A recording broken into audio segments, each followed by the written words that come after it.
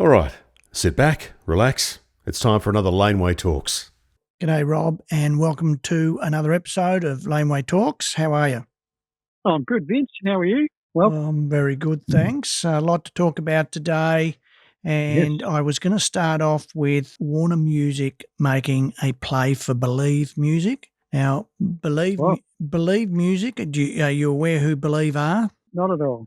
Believe are a distributor and for just single artists or little labels or whatever. And they then plug you into the DSPs, the digital service providers like Spotify and iTunes. So they're a kind of a gateway for you because as an artist, that's the only way you can get in, or you could go directly to Spotify, but that's just Spotify. But if you wanted to get to all platforms at once, well, then you'd need someone like this.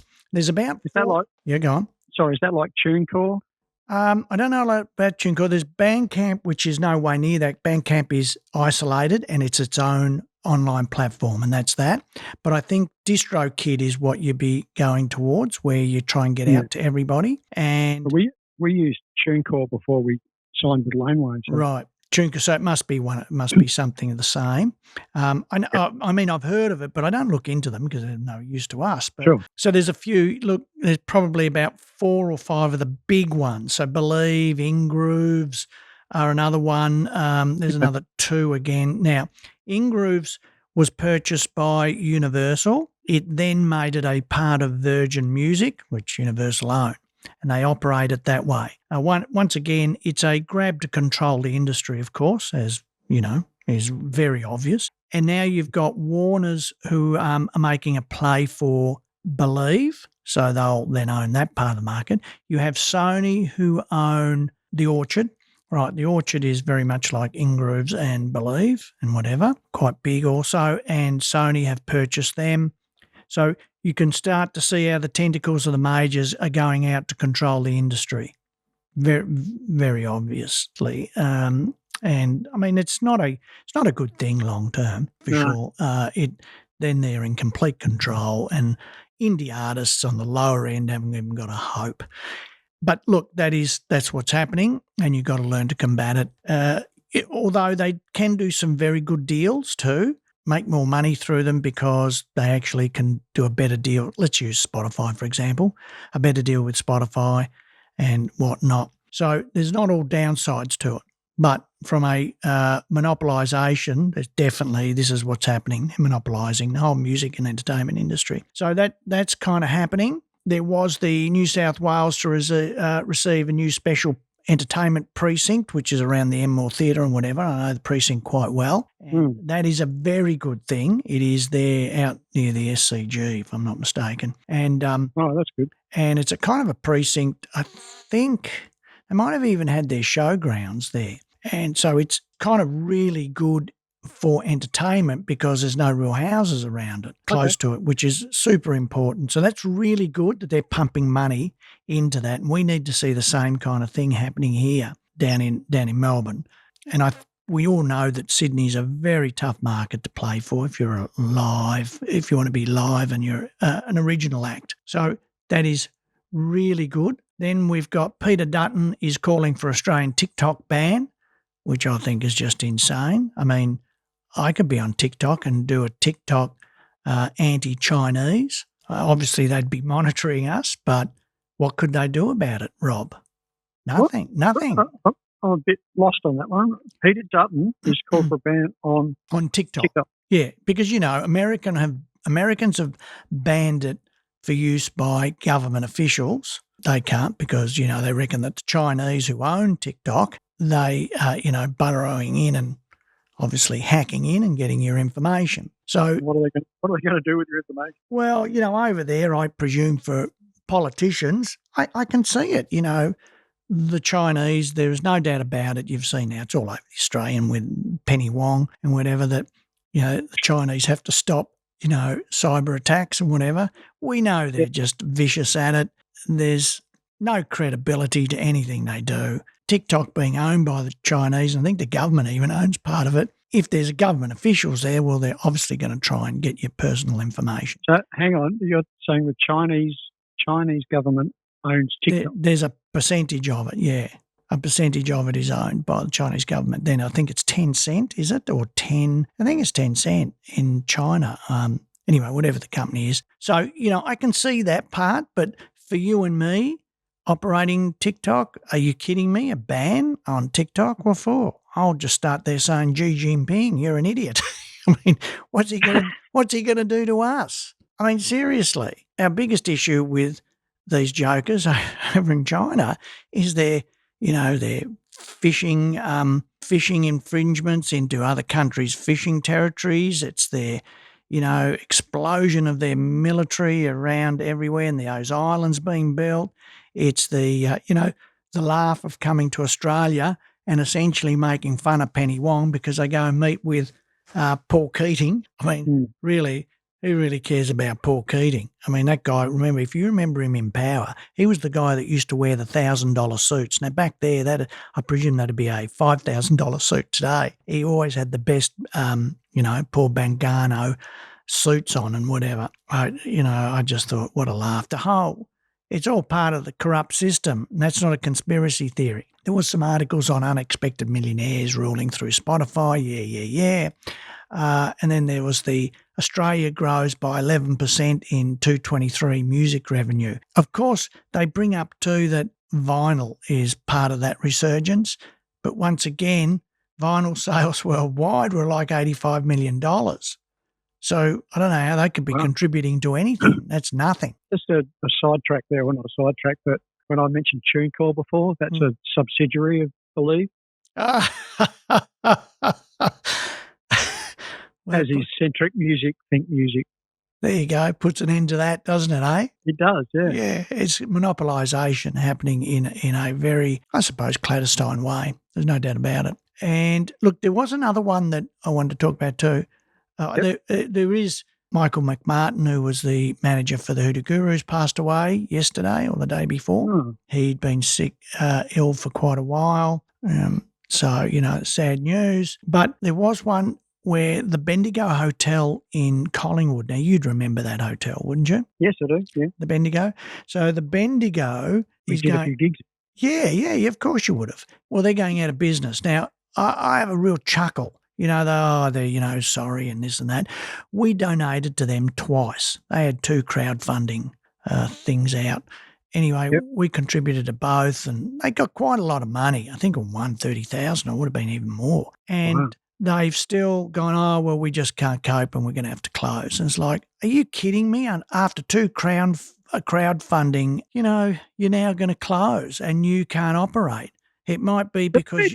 Go on. What were you saying? I often, with those crowdfunding things, like having been through receivership and administration so many times with big companies, isn't there some sort of responsibility that goes with crowdfunding where an administrator should actually keep a track of where those funds go and how it's managed? Well, no, because that happened 2 years ago and then I think a year ago. So if they're in strife, they don't get any help. They just go bankrupt. Well, now they're declaring they're saying they've got to sell the hotel and that's that, and they're closing down. But it still gets back to, and they were, they were metal centric. I thought more hardcore and those kind of bands. Well, it needed to break out of that. And I remember approaching them for a gig for Laneway, and the guy who was the booker, or he might have been just the barman who was covering as the booker too, he put so many conditions on me, and I had to say, I hate using it. Do you know who we are? Because I thought, I'm not sure you're connecting. And we wanted to, what we'll do with some shows, when we run some shows, Rob, is we will buy out the venue. So we'll say to the venue, I don't know, can we give you $1,000? So that's just to hire the room. You take all the beer sales, alcohol sales. We'll just hire the room, and even if we do ticketing, we'll even share some ticketing with you, 10% or 20% or whatever it may be, and we'll even do that. So it's a really good deal where we're actually in control of what's going on as opposed to them. The guy couldn't get it, wasn't even interested, was trying to place on me, I need to know that you're going to pull 200 people. I go, mate, you rarely pull 200 people there. Why would you be placing on me? And I'm talking about buying out the venue for the night, and so we can put our bands on and run it the way we want to run it. Anyway, it just didn't happen. It was the most insulting discussion I'd had with any venues, quite frankly, in my 40 years, to try and actually help the venue. Because, I know we'll bring our crowd and we're actually paying them, so they're getting some money up front, which is never going to happen, Yeah, Anyway. It's just a recurring problem that history just repeating itself. Well, look at it. They're gone under. I mean, no wonder. Same thing's happened over here with the Crown and Anchor Hotel. Oh, really? Yeah. You mean in just going under, or in the way they were conducting themselves? The developers are moving in and closing it and want to build a multi-storey car park or something. Oh, yeah.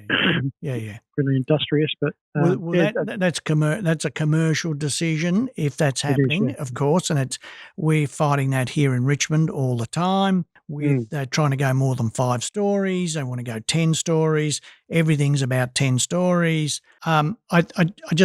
I felt no sorrow or anything for the Bendigo, and I thought that this is just rubbish. You know. Anyway, they're gone, so that's someone else going. Is it all over? Yeah, they're gone. They're finished.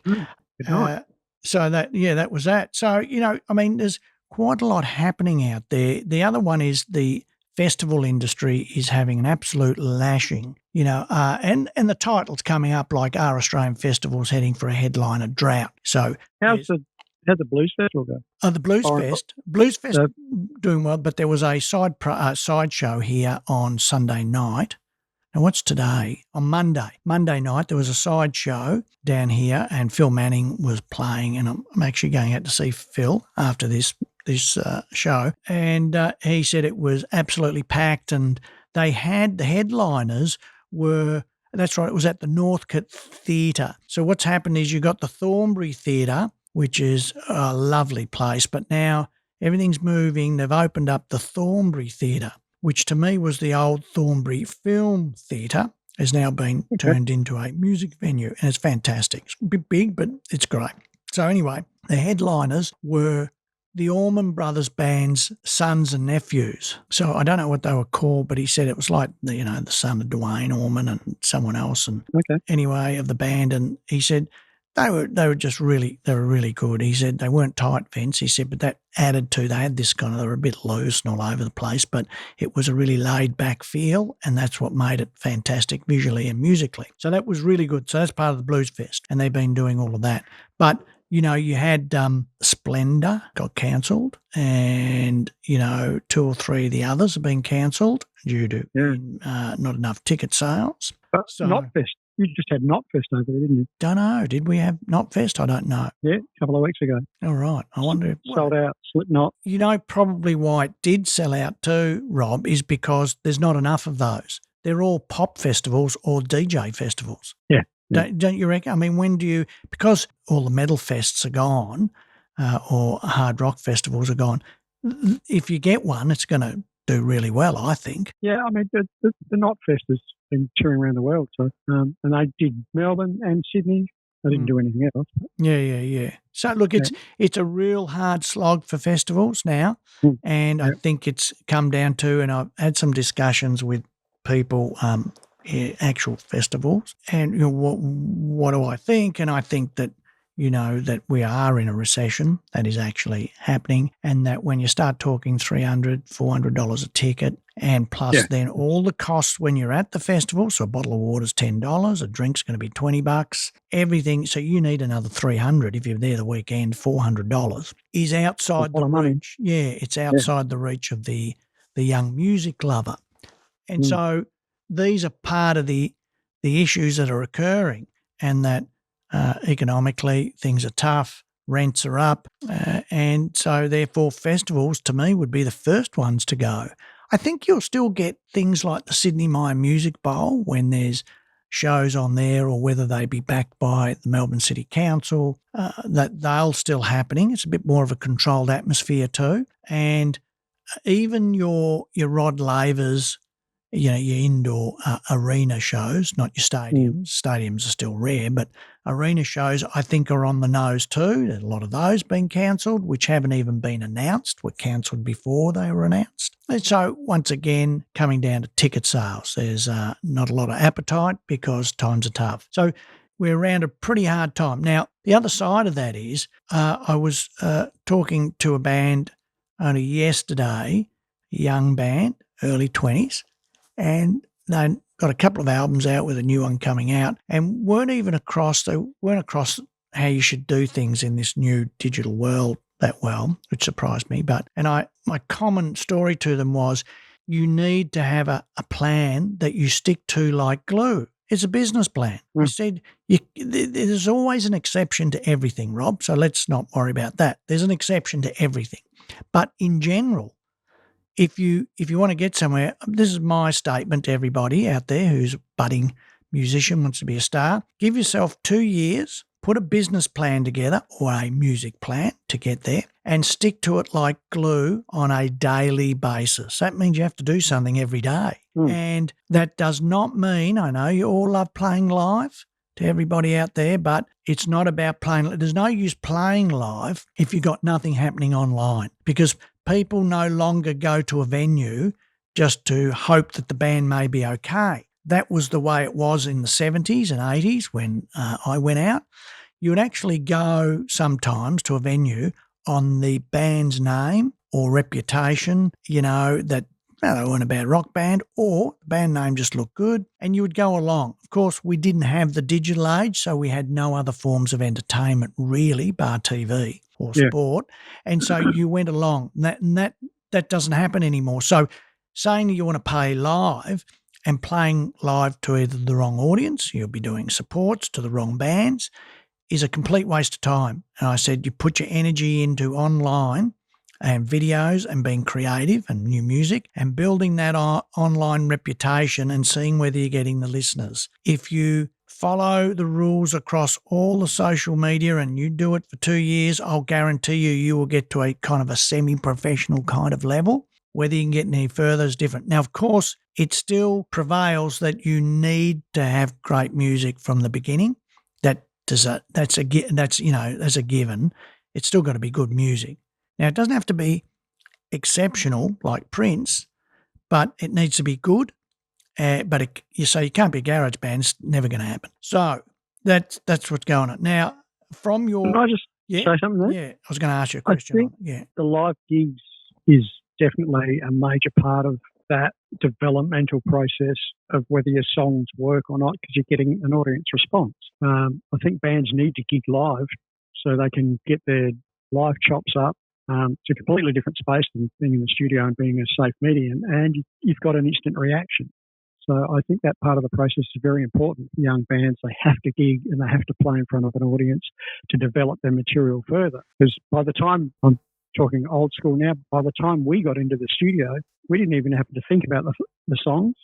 They were arranged, they were accepted, they were popular, and we just went in and recorded them in a day. Whether it was the EP, I think it was a day, and the album was, remixing took more time than it did to record it. But it's a very important part of the process is playing live. So I agree with you, but playing live, if I was to give Virgin Soldiers a gig with Pseudo Echo, I would say to you, just go and rehearse this week at the rehearsal studio, and that is your live gig for the week.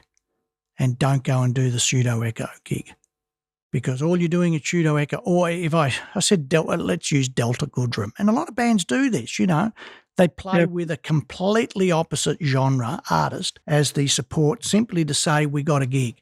A complete waste of time. Go and rehearse. That doesn't make any sense. You've got to be with someone in your own genre. Yeah, absolutely. And you know how hard that is. So, no, you're always going to take any gig with a band that is your genre or halfway to your genre, but that's really hard. That's really hard. So if you're going to get gigs which are just a gig for the sake of a gig, go to the rehearsal studio and just rehearse, and you'll be just as tight. Now, of course, you don't get the audience response or all that, but there won't be any audience response anyway. Nobody will be even interested in seeing you because you're in the wrong venue with the wrong genre. So, it still comes back down to now about being, and that's what I was going to ask you, what you just said then. What do you think? I mean, with everything going on and with your research, how does that all resonate? And what would you say to these young bands who are not doing social media, not really, half-hearted at it, just half-hearted. What do you think? What's your opinion on that, on my theory on this is what you need to do? Well, there's so many versions of what to do, whether to, you definitely need online presence. You definitely need to be doing something multiple times a week, not just once a week, once a month, so to get out to the audience. But even record your rehearsal or go out and book a space and put on your own gig and record it and live stream it. You talk about that all the time. I think they're very important things. It's using the same old approach, but tailoring it to social media and online presence now. Can I just stop you there? Did you and me talk about that the other day, about putting on your own gigs? Was that with you? It wasn't with you, was it? No. Okay. So I just want to stop you on that point, and then you see continue on. Someone brought that up the other day with me, and I said, that is the best thing I've heard.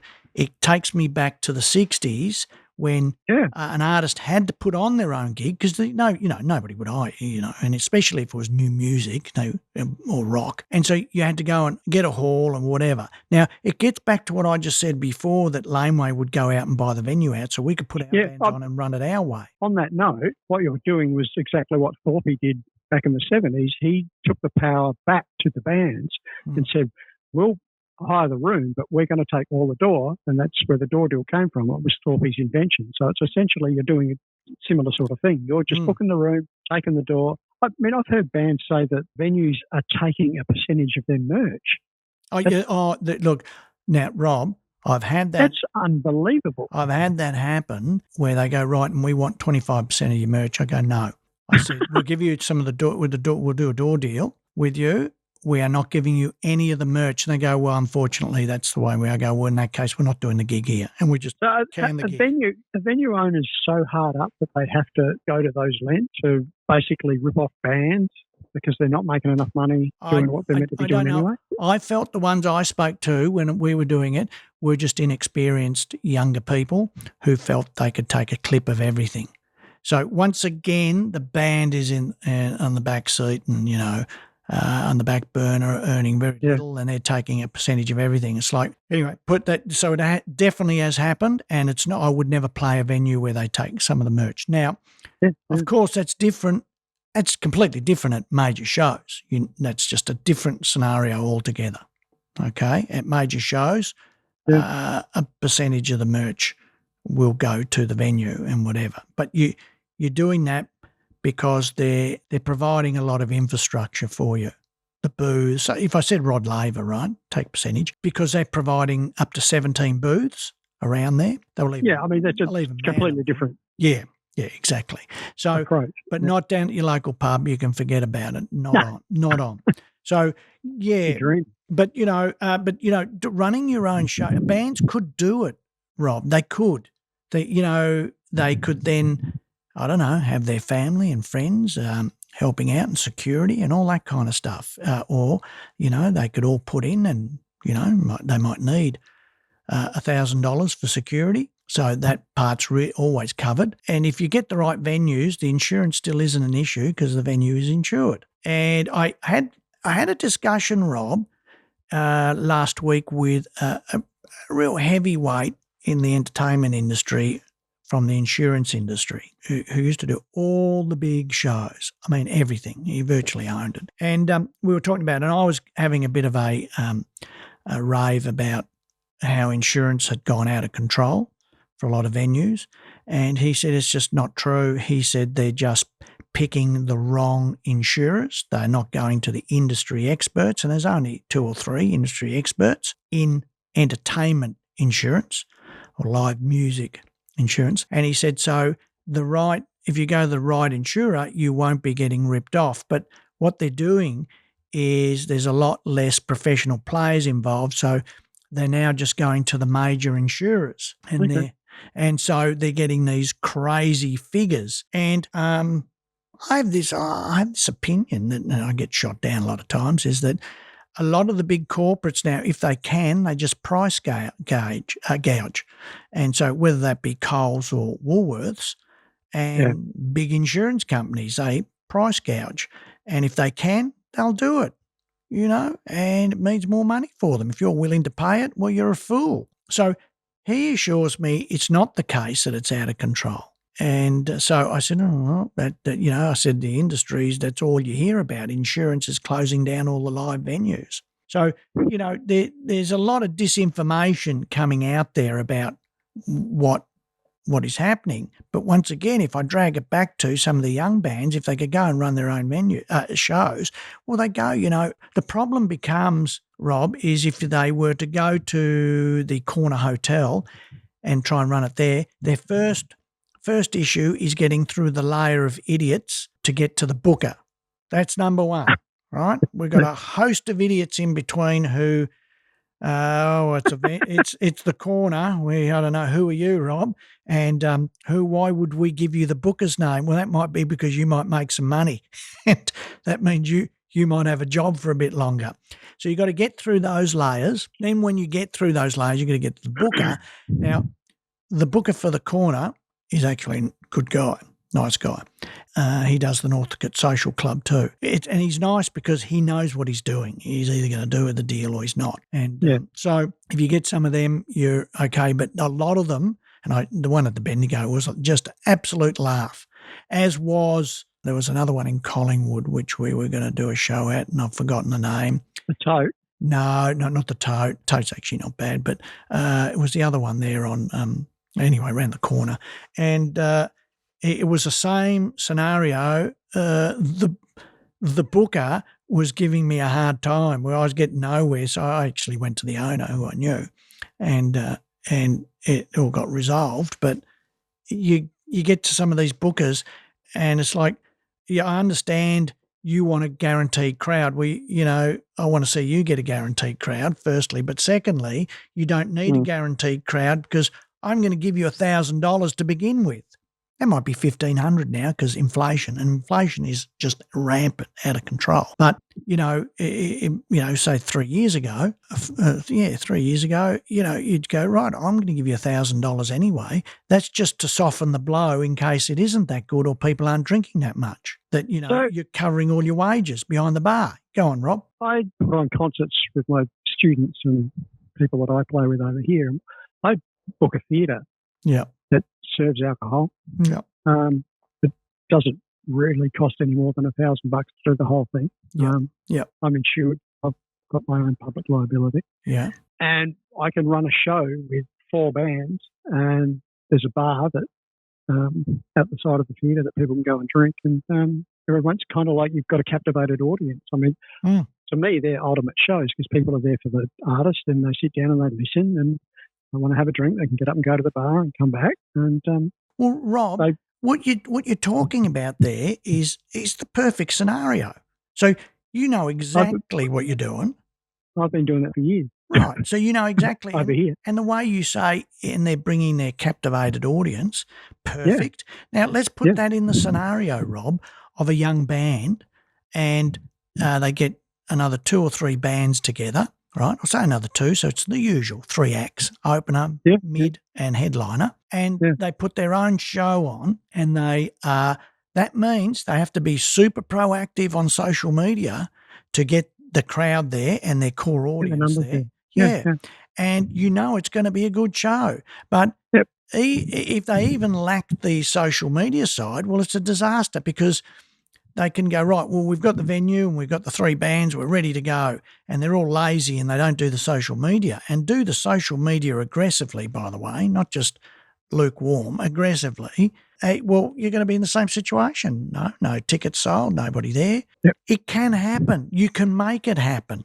But what we do get, go on, Rob. Oh, it's got to go in stages, I think. Like the friends of the band, or the bands have to talk to their friends and people that are going to like them and go, okay, we're putting on a show, tell a couple of friends and like network it like that directly to get some sort of vibe happening. Wow, such and such's band is playing and they've got original music or they do covers or whatever.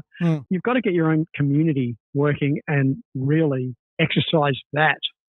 The social media thing can be random. It can work, but it can be very vague and it can attract the wrong audience if you don't do it right. And a lot of people aren't all over it. So I think the first stage of that is a small venue, friends, family, word of mouth. Yep. And then you have a material to put on social media and go, look, this is the gig. You can live stream it, and then you can start to learn the tools of what's going to work. You can get your metrics. Did it land? Did it not? What can we do better next time? But just start it small. I mean, I love it. That's a really good advice, Rob. That's really bands have been doing that since time began. Well, I'd beg to differ with you. They've been doing it from back then. Do you reckon young bands now have got the, is it the opportunity? Have they got the intelligence? Have they got the killer instinct? Because they've just been used to, we'll just get a gig and we'll rock up and play, then we go home. Yeah, well, that's a dream. That doesn't work like that. There you go. That's what we've got. I think we've got a lot of that dreaming going on. And, so the opportunities are still there in many ways. We've basically done like a 360, haven't we, and gone back to the 60s where start running some of your own gigs and you will see people coming. Well, they had to do that. That's the history and a lot of my research. That's where it all began. People took their own power and went out and organised shows at community halls and community centres. There was, lots of venues begging for things to happen. Start in your own community and get that community working, and then that grows from out there. I don't think it's worth social. Yeah, I think it's really good advice, and because you've actually done it, yes, we've done it in I suppose, a little bit of a different way, but we've done it, and so it can work. But they need to want it so bad and make it happen so bad. These days, I won't actually sign any acts unless they come back to me super desperate, in virtually begging us to sign them, because I feel that they don't have the killer instinct to want to really get there. All they think is, well, it's a label, and therefore we're signed to a label now. And that's that. That's my opinion, and that's how I operate at the moment, because we've got enough acts. So if you want to come on to Laneway, you have to have the killer instinct to want to I really want it bad, and I'm going to follow you up, and you really need us. And it works both ways. We need them, they need us, and that gets back to these live shows. So. Anyway, I think that's some really good advice there. And as I said, I started it with they need a business plan. Yeah, they do. It's a business plan. Who's going to be doing what social media? Who's going to be trying to get the gigs together? Who's going to be booking the rehearsal room? I mean, down to that stuff.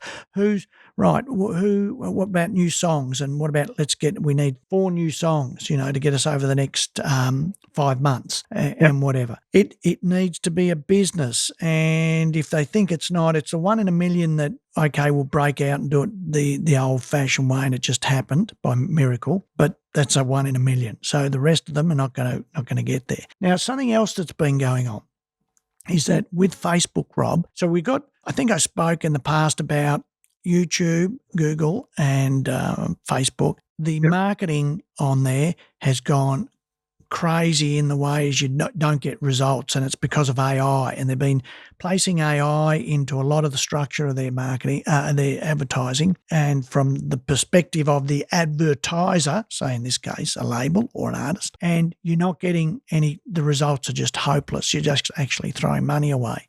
It happened a little while back when they started rejecting the ad from the very start because of copyright issues, which were completely false. And you couldn't contact anybody to say, we actually own the music. What are you saying? There's a copyright issue. They then finally fixed that, and that took about 3 or 4 months. Then we've gotten to now they're using AI to assess the whole ad. So if an ad was getting 80,000 views, I'll be lucky to get 10,000 views now. So it gets limited who it's sending it to and all that kind of stuff. So it's really tough. Finally, we've been given the ability to market on Spotify, which is called Marquee, which wasn't available in Australia. It was only available in a few territories. And so we've got that, and we're testing right now. And it's only been going 2 days. And we're going to test that for the next month or 2. And then hopefully that may work for us because we're within Spotify and we want to market just to the people that are listening to us. So let's see whether it's real or not. I'm not convinced of anything yet because if they made it that easy, then you wouldn't have to spend as much money.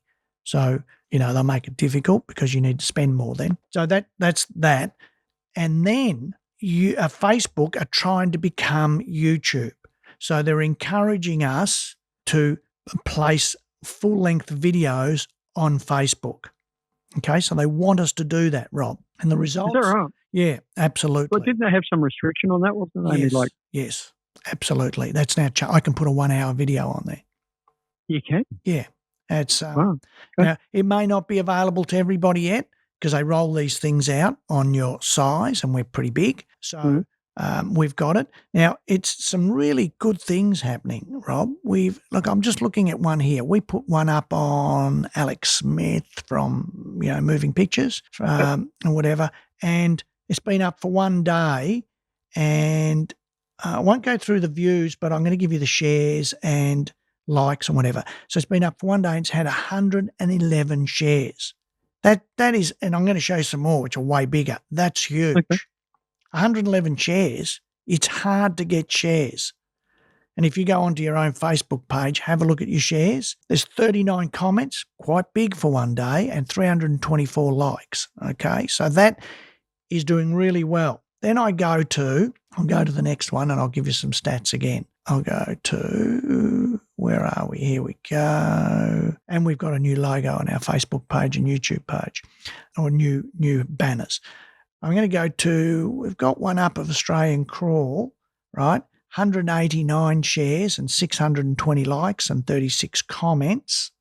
Not bad, not bad. And then I'm going to Brian Cadd, 694 shares. That is humongous. 181 comments and 2,500 likes. But it's those shares that's huge. Shares are so hard to come by. That makes you want to ask the question about the demographic there, doesn't it? Yeah, absolutely. Look, we could put one up of Mark Hunter, right?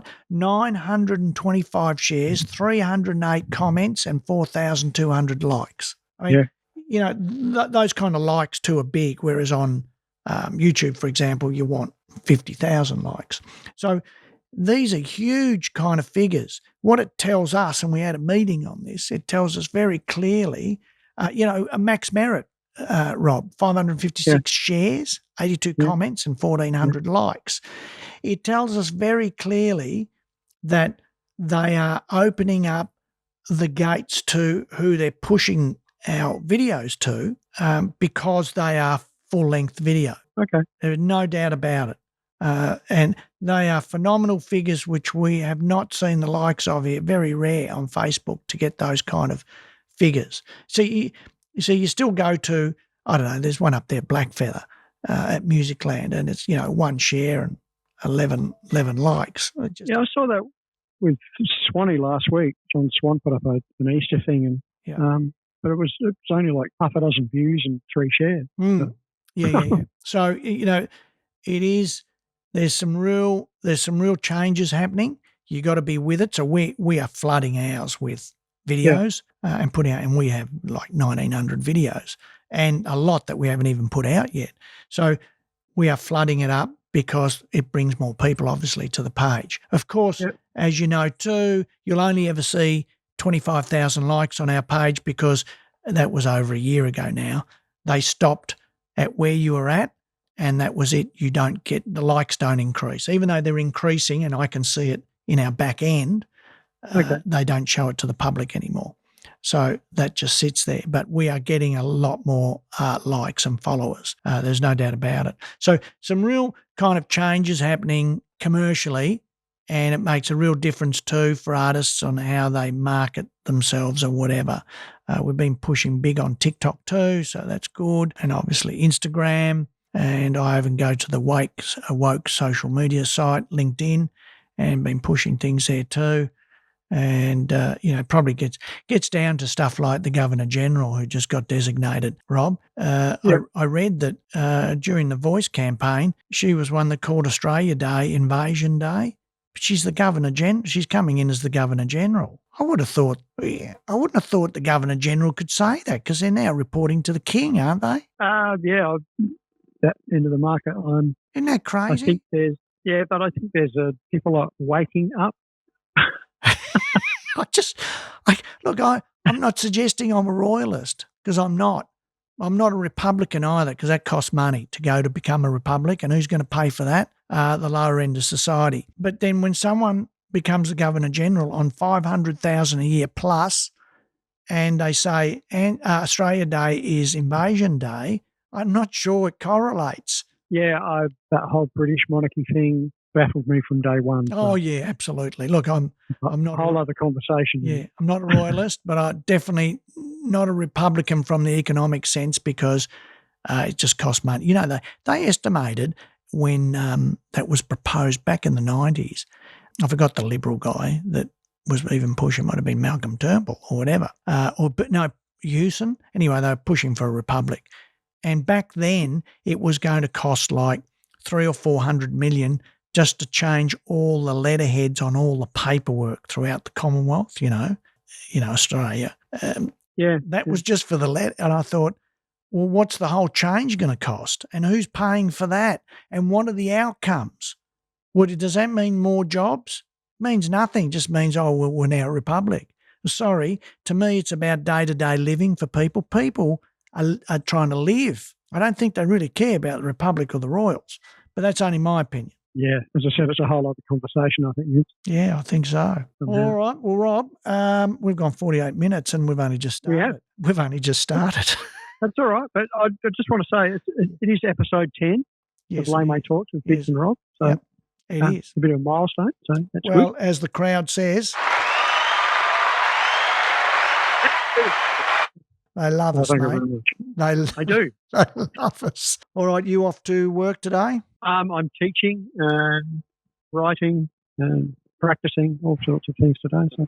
Oh, fantastic. And by the way, Marcel Rodica, who I mentioned to you a while back. You did, yes. From Mother Goose, he sent me a few new songs. So I'm about to listen to those too. All right. Yeah. Marcel, I haven't followed that up. As I said, since I last spoke to you, there's been a lot going on. Yeah. And I'm trying to, I've spoken to Craig Horn. Yep. Craig's here on Monday. He's here on Monday. Yep. Yeah. He's got a copy of my thesis and he's having a read through. And because he was over there last week or the week before, a few weeks ago, we got together and had a really good chat and ran through my work and what I need to do to take it from a thesis to a published book. Yeah. In academia, they're a lot more expensive. I've spoken to another colleague of mine over here, Pete Dowder, who's published through Rutledge, but his book's $300. It's a lot of money. And he doesn't sell a lot, but they sell them to universities. So I'm going to go down those. So you're guaranteed about $300 or $400 a year for perpetuity in academia? Yeah. I don't know whether there's any guarantee, because talking to Dr. Pete reckons, his last royalty check was $12 for the year. Oh, fantastic! Yeah. Not at all. And I'm also taking on Simon Frith from University of Edinburgh. He's given me a whole bunch of things to do there. So I'm restructuring my thesis into a book. It'll be interesting for you next episode to maybe tell us what you're now doing, because you've finished your doctorate and you got your teaching and you're having to work at a drum store and whatever. But then now saying, well, now what are you doing with all your education background and how you're toning it up, and where do you go to from here, Rob? It's really important, I think, to know. Yeah. I mean, as I said before, all that experience is all my students. I put their bands on and we do shows, and that's part of the learning experience when I have my drum students and we put bands together and get them to perform live. They learn that whole routine. I've been doing it for years. Yeah. And I think it's very good and it's very healthy, and then they get the confidence to go out and do it themselves. So I work very hard on that. Well, I've been every podcast has all your sites on it, the different sites for what you do, whether it be from the books or the videos and whatever, and the tuition. And maybe we could talk about that a bit more in depth, I think, on one of the apps, and go through that. And actually I'll have it up on the screen and we can talk about it all and go through those sites. Yeah. I mean, I've got my Rob's Drumshed YouTube site, which has got, there's about 80 videos up on that. And, I've got my website as well, which is my Rob's Drumshed teaching website, which is a subscription-based thing, which is linked to my book. I'm doing a lot of that as well. I'm recording new music for backing track for my book, as in my tutor book. I've got a whole advanced syllabus that I'm writing as well and recording backing tracks. I'm playing guitar and keys and all that sort of stuff as well. So a lot going on. Okay. All right. I think we'll because I'd like to go through it and go through each website and go through it kind of in depth.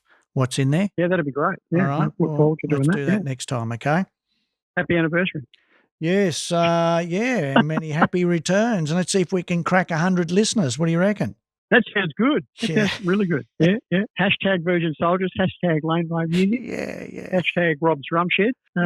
All right. Okay, talk to you later. Good talking, Rob. Will do. Thanks, Ben. See you, mate. Bye. Bye-bye, mate. If you enjoyed that, there's more. Just search Laneway Talks for more great conversations.